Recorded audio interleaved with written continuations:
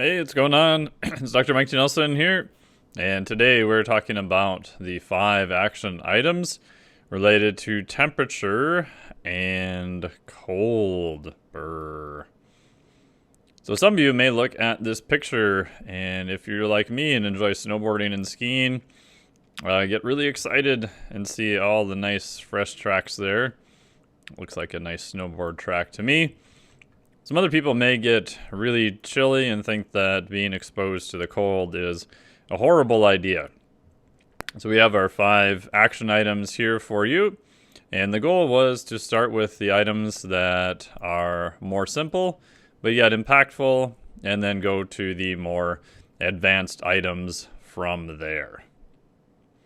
So word of warning in regards to the cold. This is from the National Center for Cold Water Safety.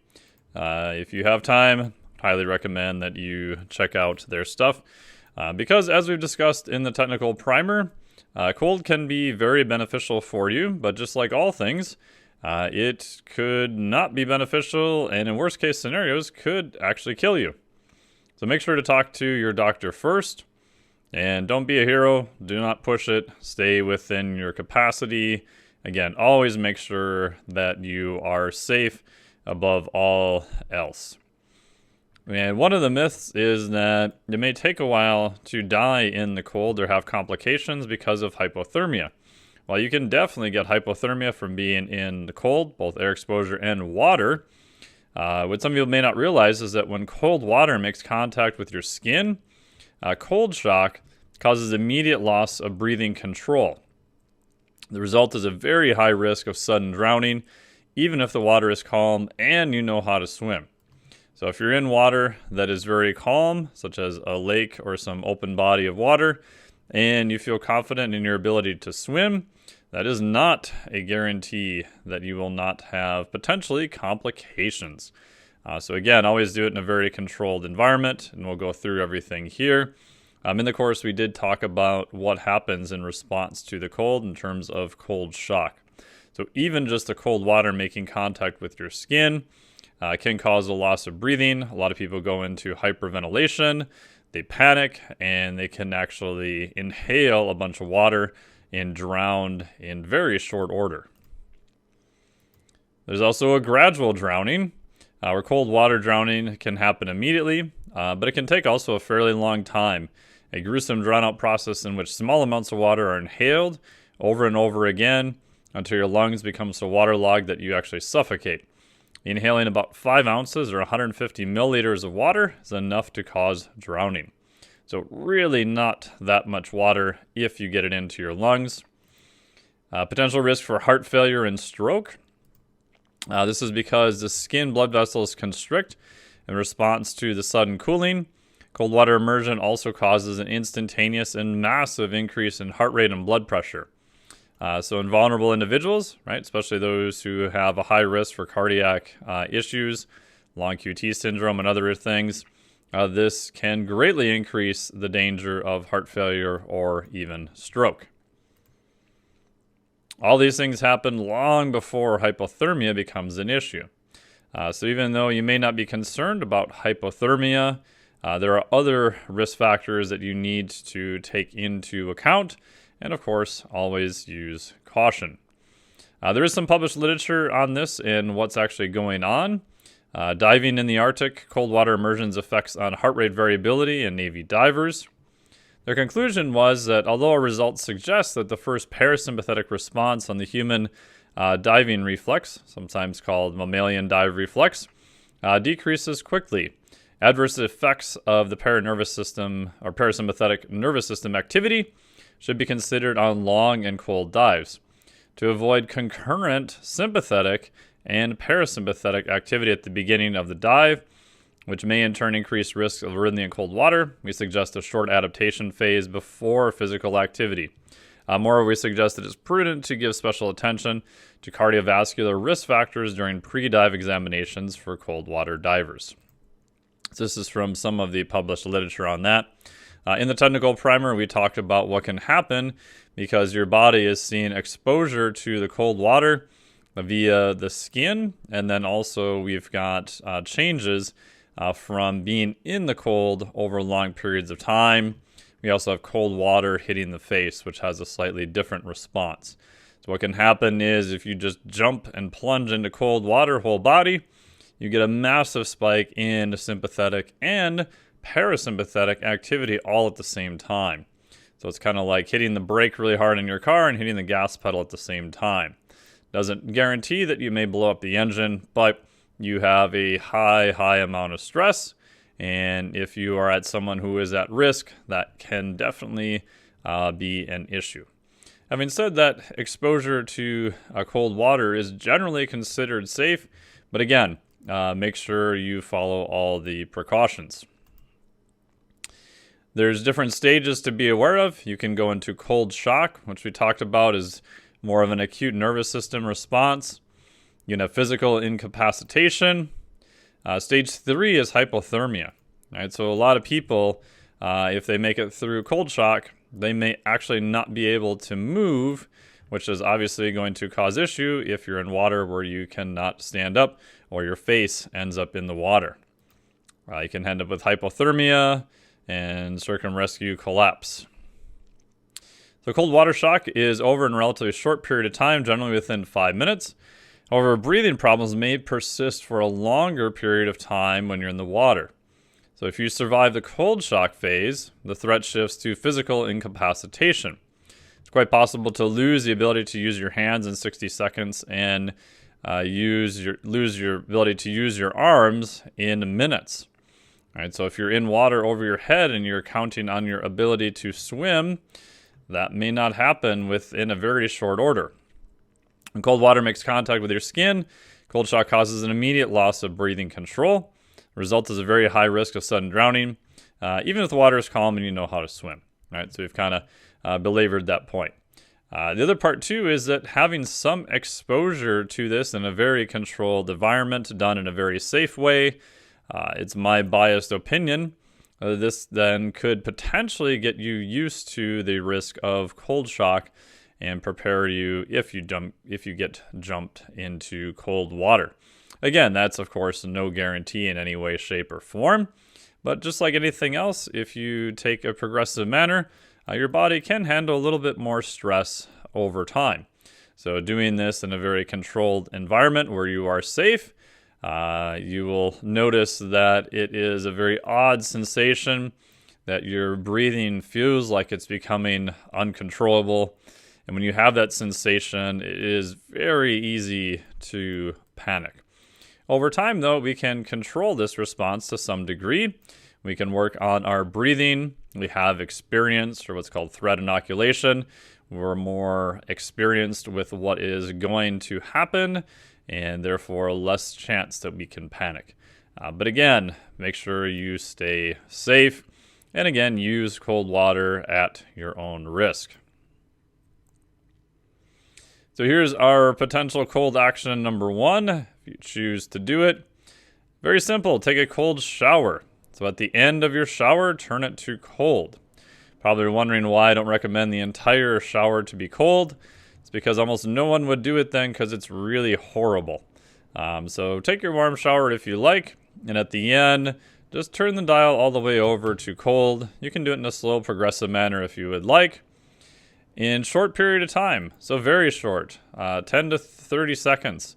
A lot of clients I have start out only at 10 seconds. So once they hit the coldest spot on the dial, they'll just start counting backwards from 10, 9, 8, all the way down to 1, and then they're done. So your progression there is to build up in time. In most places, you won't have a lot of control over the temperature of the tap or shower that you're using. Some places, like here in Minnesota in the winter, is relatively cold. The summer, though, can be pretty warm and not too bad.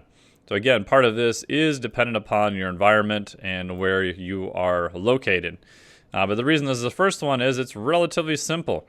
Right? We're talking about a potential intervention of literally 10 seconds. Right? So I don't know if you can get any interventions that's going to be much shorter than that. So just 10 seconds to start. It's also very hard to talk yourself out of that. Right? You can I can only go for 10 seconds. If I can do 10 seconds, then I won. Progress in time, 20, 30 seconds. Again, this can be over days to even weeks. 60 seconds, 1 to 3 minutes, somewhere around there. Now again, I usually have people, if they're doing a cold shower, usually 3 minutes, right? So if you want to be super hardcore after you've gone through the adaptation period, maybe you'll just do your entire shower as 3 minutes and just leave it on cold the entire time. Again, that's up to you. But if you do that, you really haven't added any more time into your schedule to do the intervention. So what I like starting off with is something that's different. Most people don't have a lot of exposure to cold, so that's definitely going to be a different stimulus. 10 seconds is also very safe. Even if your water is really cold, 10 seconds, you're going to be okay. And then you can work up to longer time periods if you like. Again, usually you're not going to have much control over the temperature. And of course, like all things, when in doubt, just stop and get out. Cold action item number 2 is playing with air temperature. Now, again, I understand that this may or may not be as much control depending upon the environment of where you live. Some people are going to have easier access to hot. Some people are going to have easier access to cold. A lot of that just depends, of course, on their environment. So go to somewhere that is a little bit colder. I have the luxury of living in Minnesota, so it's very cold in the winter. So it's pretty easy to get cold exposure in the winter. It's a little bit harder in the summer. We've got other ways to do it year-round coming up. Depending on how much you want to spend on your air conditioner, you could play with turning down the temperature on your air conditioner if you live in a warm environment. We also have another one that's related to this on number 3. I think it might be number 4 coming up, so more on that. You can play with fans, right? So people use fans for a long time in order to just move more air over you so that you feel a little bit cooler. Again, when you're doing this, make sure you do it in an intelligent manner and you don't want to get frostbite. So another trick is make sure you cover your hands and feet. Right, those are going to be areas that are going to be most susceptible to frostbite. Wearing a hat can help also. And again, so we want to get as much of our body exposed to the cold as we can, but we don't want to risk any permanent damage, frostbite, or anything like that. What's interesting is if you've ever had a small amount of frostbite, those fingers or toes or whatever was exposed, they actually get extremely sensitive to temperature differences then. It's almost like the body says, ooh, last time we did this, something really bad. We actually damaged tissue. So now I'm going to crank up the sensitivity and make you very, very sensitive to that over time. So we don't want that to happen. It can also happen with heat in relation to your risk for potential heat stroke in the future if you've had an issue with heat. So cover your hands and feet. Again, be intelligent about it. Because temperature is something people are not really exposed to that much, we don't really need to go that hard, right? So my little general rule of thumb is have it just be slightly uncomfortable, right? You don't need to go crazy and run around in the middle of the winter in your t-shirt or anything like that. Walk and move.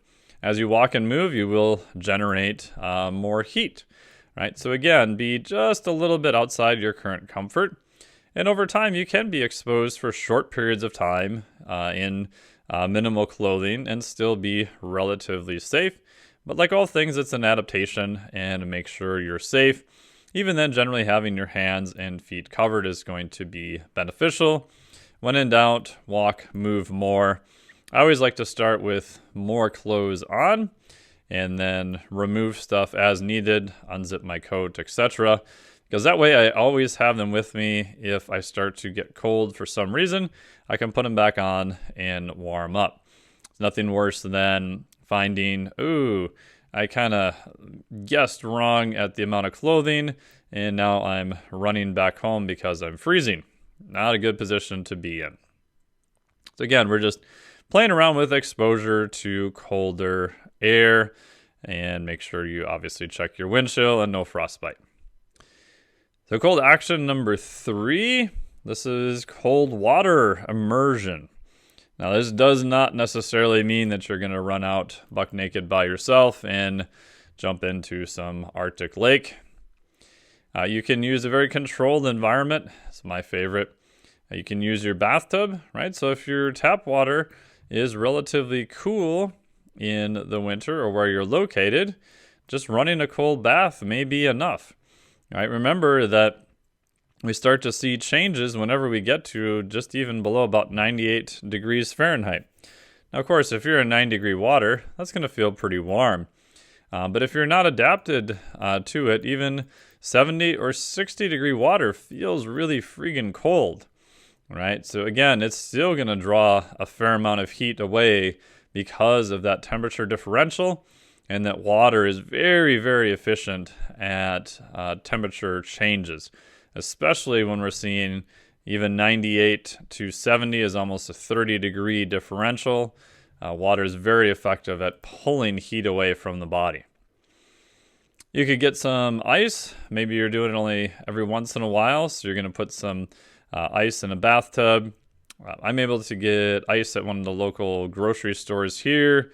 I think a bag of 18 pounds of ice I bought the other day was about $4, right? So not too bad. It can add up over time. We've got another way to keep costs down if you want to do that. If you have access to an ocean or a lake, that can be useful. Of course, check the temperature first. You want to know what you're getting into. Always use a buddy system to make sure that you are safe and you're with someone, and assume that you may potentially not be able to move. Right, so the biggest mistake people run into trouble is they end up with cold shock potentially, or their arms and legs start not to work way sooner than they thought, and then you're going to be a world of hurt if you're in water that is over your head. So always go with someone. Obviously, make sure you are safe, know your conditions, know your environment, and if you don't feel safe, then get out. Another way is to have a cold water immersion in a freezer. I've got slides next to show you how to do that. The nice part about it is you can do it whenever you want. The electrical costs to run it are really not too bad. I've had one set up here for almost a year. I haven't even really seen much of a bump in my energy that I can tell, even running it in the summer. Maybe it does cost me a little more, but compared to my air conditioner and everything else I'm running, I don't really see a huge difference in money flying out of my pocketbook to run the freezer. The good part about it is it's very easy to adjust the time and adjust the length that you're in there, and also temperature. So it makes it easy to control. So here's a freezer setup, what it looks like. Again, there's a lot of stuff on this slide, I know. A couple of key points, and we'll have another document that outlines all this and make sure to answer any questions you have. I like having a little bit of a larger freezer. I'm 6'3", so for me to fit in there, I can fit in a 15.6 cubic feet freezer. This is what it looks like here. We'll get you the actual specs if you need it, but you can go to the stores and kind of crawl into one when no one's looking potentially, or a minimum just measure it, right? So most of the time you're going to be seated. So with this one, when I get in, I can still be seated. I don't really overflow the water, and I can have it up to my chin. So as you figured out with this, right, old Archimedes principle, you are going to displace water when you get in. So don't fill your freezer all the way up to the very top. Get in and have it overflow everywhere. If anything else, start lower. You can always add a little bit more water. This one has a compressor down on this end, so I'm able to sit down and put my feet up this direction. Freezers are obviously not made to be filled with water, so assume that you're going to void every warranty known to man on the freezer, and you want to make sure that you seal it. There's some interesting stuff online on people who have built theirs. You can find lots of information. Get a large tube of silicone. Don't get a tiny tube of silicone. I made that mistake. I got literally like one seam filled and I was out of silicone. So I got the really large silicone, and you can run a bead around the bottom. So you're just going to seal wherever there's a seam. This one, there's a seam on the side. Usually your corners, wherever the metal's going to come together, and just run a bead of silicone through that. Another trick is make sure it's all super clean beforehand. I'll even wipe it down with a little bit of rubbing alcohol to make sure everything adheres well. And I'll run like a big bead of silicone through a caulk gun, and then I'll take just my finger and go right behind it and kind of smear it out. And it works pretty good. It doesn't look like the most amazing job done, but we just want to make sure that it seals. Also check the valves in it. Again, most of the valves are not necessarily made to seal water. This freezer I have, they had just literally a little plastic valve that sit in there, and it leaked water like absolute crazy. Actually, didn't even seal at all. Again, it's a freezer. It's designed for water to be frozen, so it doesn't really have to necessarily seal. So in my case, I went to the old Amazon, and you can look for oil drain plugs, or you can look for bait well plugs. It took a little bit of guessing. Actually, I had to buy 5 different ones to find one that actually fit. But I did find one that fit, and it actually was sealed up the drain really well. And when you do that, I would try and fill just a little bit of water first on the bottom. Make sure your bottom is all sealed. Make sure your drain plug is good. And then you can add more water after that. It goes without saying that this holds a lot of water. So just assume at some point your drain plug may blow, and it's going to fill whatever area you have it in with water. So having it outside, I have mine in my garage, probably going to be a good idea. I know some people who wanted to put this in their second floor apartment. That sounds like an absolutely horrible idea to me. Temp controller, again, I went with, there's 2 ways you can do this. So you can run the freezer for a period of time to keep it to whatever temperature that you want. That's one way, which is pretty popular. I got a little bit fancy, which I think is worth the extra, probably 40 or 50 bucks or more with it's a PLC logic. Again, I probably took way too many engineering classes. I barely passed my controls class eons ago. But what this does is it's from Inkbird, and there's a little probe that sits in the water. And when the probe is in the water, that looks at the temperature. And so I can go in here and I can set what temperature I want it to be at. So in this case, it's set to, I think, 42. Current water temp is, or no, it's set to 43. Current water temp is 42.3. And then you take the power outlet, plug it into here, and then plug the outlet from the freezer into there. So what this does within 1 to 2 degrees, again, you can set it.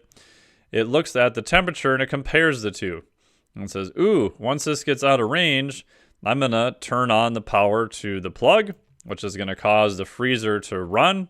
And it's going to run until it gets to whatever temperature is programmed.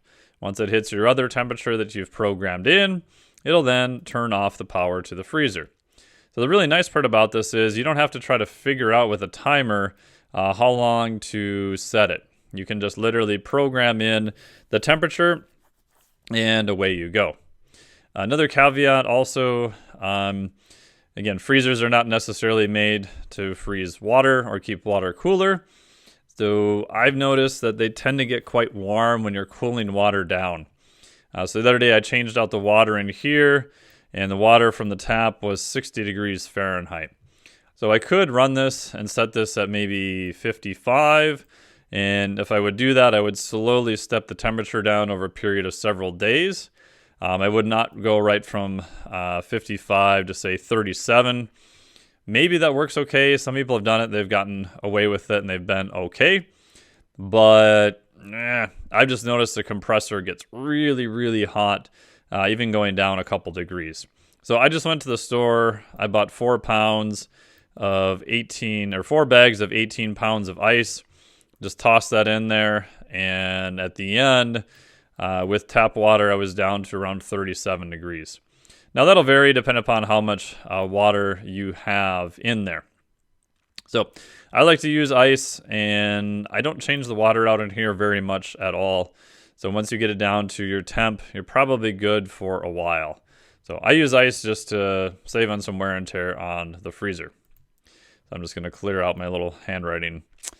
Circulation, if you're in and out of this a lot of times, I use this mostly daily. You probably don't need much. I went with a really cheap pond pump. Again, we'll get you all the specs on this. You'll see this guy down here, the power line going out. This is used in architecture areas, it'll take water in from one side and then spits it out the other side. And I don't need this to run all the time. I mean, there's really not that much water in here per se compared to a pond. So what I did is I took the outlet and plugged it into my inkbird.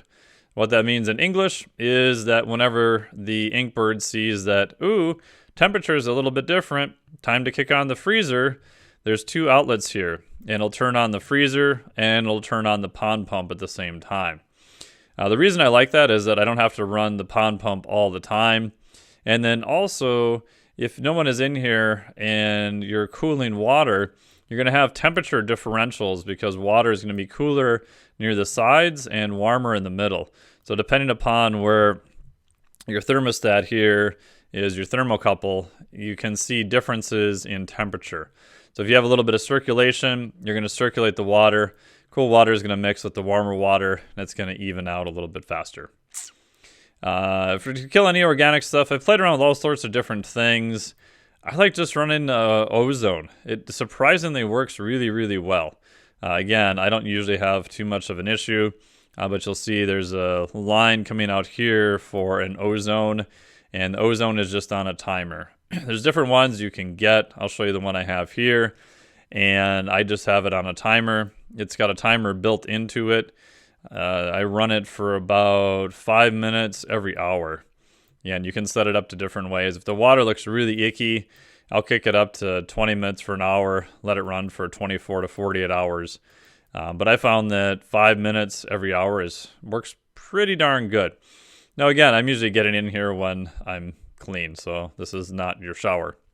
So there's our inkbird, right? We've got our temp sensor that we can set the temp of what you're looking at, your set temperature, and your two outlets. So what this one will be to the pond pump, this one will be to the freezer itself, obviously your power outlet and your temp sensor.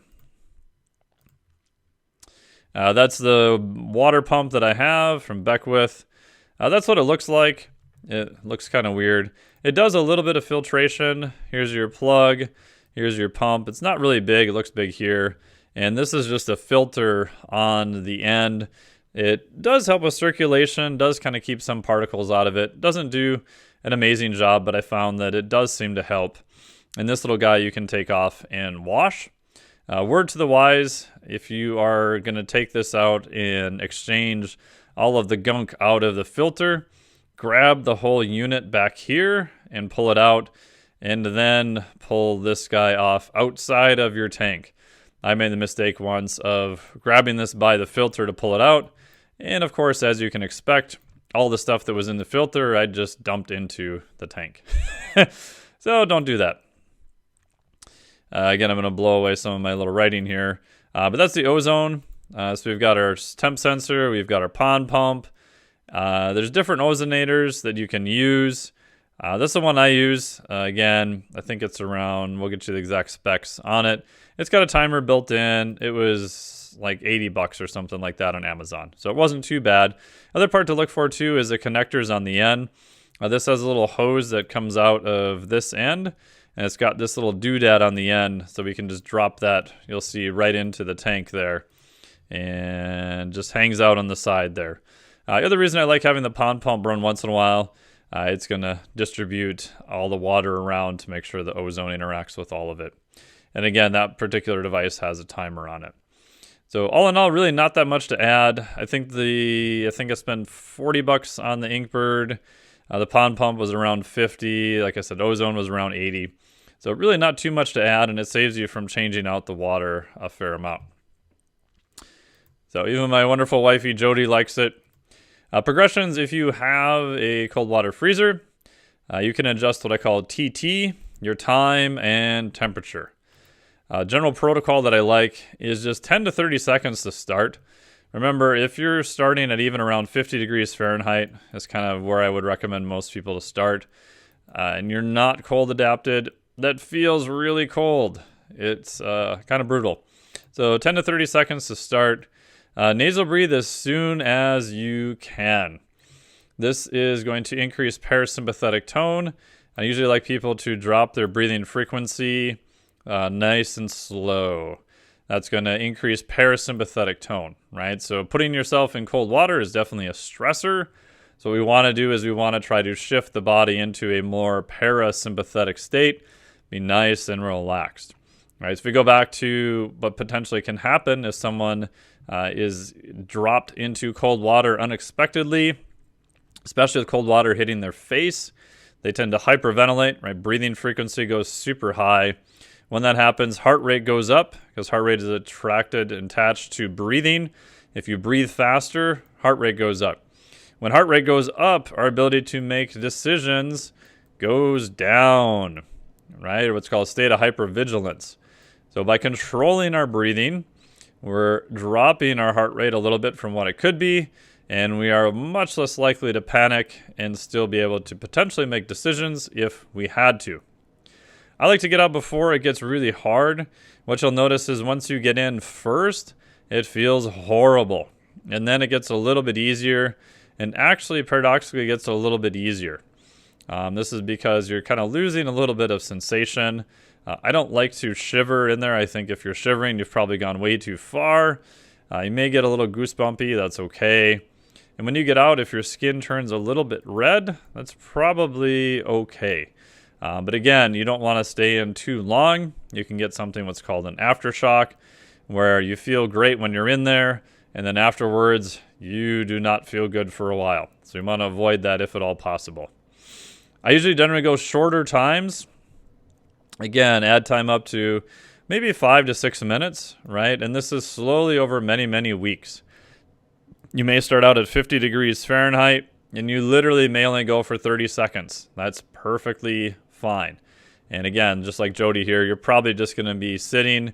You're probably not going to have any of your face exposed to the water. That's going to give you a slightly different response. That's going to get you the maximum amount of cold. And again, we don't want to have any sort of response from both jamming down on the parasympathetic and the sympathetic at the same time. If you want to be more advanced, you can play around with that later. So I generally have my face out. Also, another thing is generally keeping your hands out will feel better. Your hands and feet have a little bit of a different cold tolerance, right? Just like air temperature and potential frostbite. There's generally not as many issues because you'll definitely want to get them out of the water. Sometimes I actually wear little booties in there. They're just really thin neoprene. They don't really do a lot to stop much of the cold. But I found because it's in my garage, I can wipe the booties off on a little mat before I hop in, and that helps basically just keep the tank a lot cleaner. So add time over in a very slow, progressive manner. So if I started at 50 degrees Fahrenheit, I did 30 seconds, did that daily, slowly work up to many weeks, 5 to 6 minutes. Once I hit around 6 minutes, then I'm going to drop the temperature at that point. So 1 to 3 degrees, maybe I'll go down to 48. Oops. Go down to 48 degrees and then start at around maybe 60 seconds and work my way back up again. Again, there's no real hurry for this. I don't think there's any rush to get to a colder temperature. I have recently played around with 34 to 37 degrees, and we were in South Padre, Texas, kiteboarding, came back. And if you get into 37 degree water, even though I have experience doing this, it feels horrible. So it takes a lot of gonadal fortitude in order to do that. So we want something that's generally going to be hard, but not really hard where you start skipping days. If you realize that like you're having this anxiety crisis about doing it, we probably made it way too hard, right? So it should be difficult, but not so hard that you end up skipping days. Advanced stuff you can play around with. Again, different types of state control. Again, there's different breathing techniques before and after. Again, I would not do any supraventilation methods and get anywhere close to water. You can have a shallow water blackout, which is not recommended because people have died doing that. So generally, I just play around with very slow nasal breathing, trying to make sure my breathing is under control. I'm trying to take the stressor of the cold and make it easy over time. Again, if you have very cold water and you want it to limit it on time, you can play around with different responses, right? So if it's later in the day, I don't have time to get all the way in, but let's say I've got maybe 3 hours of work left. Maybe I'll just dunk my face in really fast, or literally just throw cold water on my face. I'm standing outside of the tank, have some loud music, and then I feel pretty good for the next couple hours. Or I could have a colder temperature. Maybe I'm only getting in for 30 seconds, and then once I get out, I'm going to dunk my head in afterwards and go on from there. So again, there's no right or wrong. Be safe. The nice part about having this is you can control time, you can control temperature, and I find that makes it very easy. And overall, I've actually somewhat really enjoyed it in a weird sort of way. The cold action number 4, sleep. Better quality generally as it is colder. If you've ever experienced time where you can't get to sleep and you're really warm, yes, it's not very fun. Now, it's debatable about what actual temperature. Some of the guys who make the chili pad or the Uller, would say like maybe 65, 64, 66 degrees Fahrenheit. Again, you'll have to play around with it yourself. And the other part too is that it's a way of getting a little bit more cold exposure for a longer period of time. Again, I've played around with, I have it's an Uller device. There's different devices that run cool water in your bed overnight. I really like it. It's been good. I don't have anything to disclose with them. I don't make any money selling them. But I tried to get it as cold as I possibly could to see if I would wake up shivering. I couldn't get it quite that cold, mostly because I like super heavy blankets too. But I have noticed that it does significantly help my sleep quality, which is looking at it via aura, and sleep time. So sleeping temperature gives you a way to play with that. Your two main methods are going to be conduction and convection. So conduction is like a chili pad or an Uller type device. You're conducting water next to the skin, so you're pulling some heat away. Convection would be things like having a fan or some moving air over you. Lower temperature, like say via air conditioning. And that definitely can help for sure. The downside is just trying to find the right temperature. And if you are one of those weirdos like I am, where you like having covers, obviously that's going to limit the amount of convection to some degree also. So technology, I think, will be very interesting in this area, playing around with different ways of controlling sleep temperature. I have found that it's definitely worth looking at. In general, most people sleep better when they're a little bit cooler. The actual temperature range is going to vary widely. So it'll take a little bit of experimentation to play around with it. The other part too is that because you're sleeping at night, it's a way of getting longer times of potentially being cooler. Maybe we get some cold adaptation from that. I would say that's maybe debatable, but it's also not as horrible. So some of the studies we talked about in the technical one was exposure for many hours to cold air temperature. That just feels abysmal, and no one's really going to do it over time. Very few people are going to do it. So again, just like sauna, this is an artificial environmental stress. So last one here, cold action item number 5 is the combo platter. Maybe you can exercise outside in the cold. And so exercise is obviously going to generate some internal heat, and you could do that outside. Maybe you could exercise in cooler water, right? So maybe you've got access to the ocean or a lake that's cooler but not super cold, right? You always want to be safe when you're doing it. That may be an option. Like always, be careful of water temperature. Exercise plus outside meditation. So this is one of my favorites to do in Minnesota. I was doing this before I had the cold water immersion freezer set up in the garage. I would do some cardiovascular exercise in the morning, and then I had a little snow pit out front that I would dug out. And so I would sit on a yoga mat there, and then I would have generally kind of minimal clothes, and it would be a little bit uncomfortable, but again, make sure you're safe. And what I found was as it snowed more and more, the little walls got higher, and that actually allowed me to be in the cold temperature, and the wind chill wasn't as bad then either, because wind chill can be nasty. Or you can do maybe your aerobic training and then cold water immersion post. That's what I usually tend to do most mornings. Again, adaptations with cold water immersion post and aerobics, probably okay. I would say it's kind of a push. I generally don't do any cold water immersion after strength training or hypertrophy training. Again, as you saw from my previous recommendations with the freezer, max I'm still looking at is only 5 to 6 minutes. Probably not enough to have any potential interference, but maybe. Right, the shortest study we saw was using 10 minutes of cold water immersion related to having a blunting effect on hypertrophy. The key part with this is your transitions, right? So you're going to go from something that is a little bit warmer to something that's a little bit colder, right? So if you have access to a sauna and you've done a period of time where you are pretty heat adapted and you want to do sauna to cold water immersion, I've got some clients that do that. They may go back and forth and do that for a few rounds.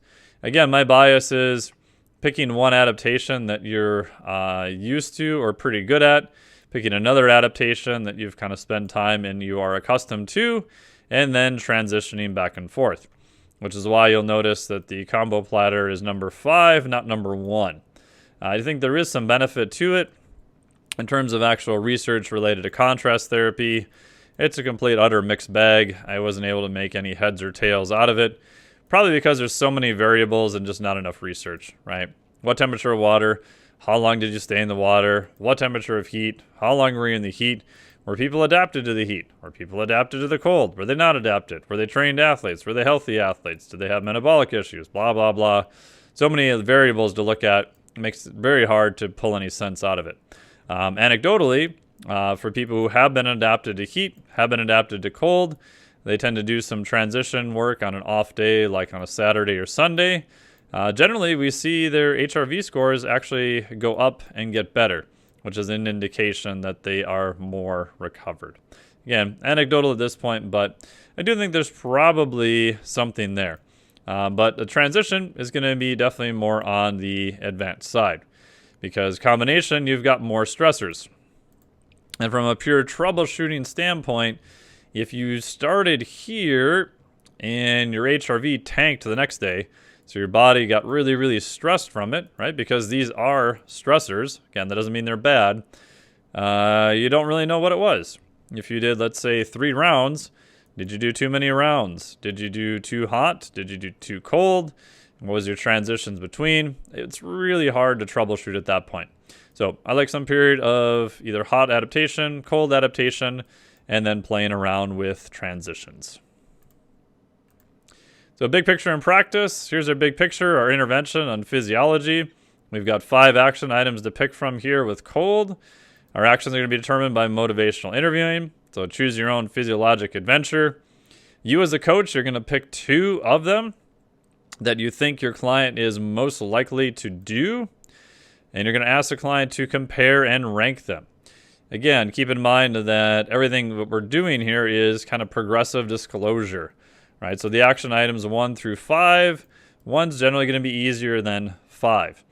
The ranking of the interventions, the earlier interventions are most likely to be higher leverage points than later interventions, right? Because that's done by physiology and psychology.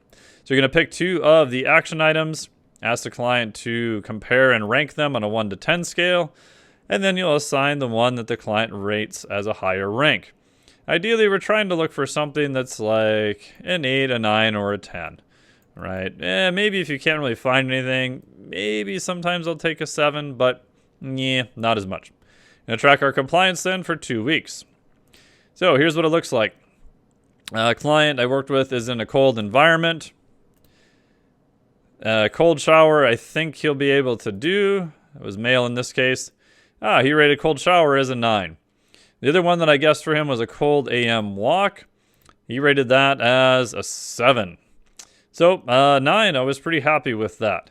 So he's going to do number 1, right? Because we're going to rig the system in his favor. So he said 9, yep, I can definitely do that. That's great. So I told him, go back to our action item number 1. Where does he start at? Start at just 10 seconds per day, right? So literally 10 seconds per day. That's all I want you to do. Turn your shower to cold. 10 seconds when you're done. Do that for 2 weeks. The goal we're trying to hit is 90% compliance, right? So you can miss a day here and there, but doing it for most days. Again, starting at an amount that's relatively short. Now again, is this going to have a massive physiologic impact? Debatable. But we're making progress towards better. If he did 10 seconds per day for even 1 week, that's more cold exposure than he's probably had in a couple years. Overall, he said he actually enjoyed it in a weird sort of way, which is normally what I hear. And he's now in the process of building a cold water immersion freezer, so he'll be able to do more of it. All right, and if you get the chance to do it, we were at the Fire and Ice retreat here in Minnesota last year, and this is us doing a little bit of lower body cold water exposure. Yes, this is a lake that they spent time cutting out the ice. The nice part is we were in an area where we could actually touch on the bottom. People are around, so we're nice and safe. So here's your 5 cold water action items, or cold. Take a cold shower, get cold outside, tubby time, do some cold in the tub, sleep a little bit cooler, or you can do the combo platter and work on your transitions between temperature, between hot and cold. And if nothing else, make sure you have fun with it. Daily or semi-daily, I think, is best.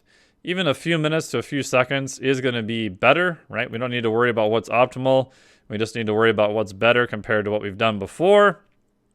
And you can get longer and more intense over time. Again, the biggest problem I see with this is people start off way too intense. You probably don't need that. I've seen it tank people's HRV scores, meaning that they just got really stressed and they couldn't figure out what was going on. So they just got too aggressive with it. I don't think you need to. It's just like exercise. It's a stressor. But if you do it and you can respond to it, recover, then you can come back and do it again. So again, no need to be hyper aggressive with it. If anything, just err more on the conservative side. And when in doubt, don't push it and just get out. So thank you very much. Greatly appreciate it. And if you haven't watched this Seinfeld episode about shrinkage, I would highly recommend it. And yes, shrinkage is true. Thank you so much. Talk to you later.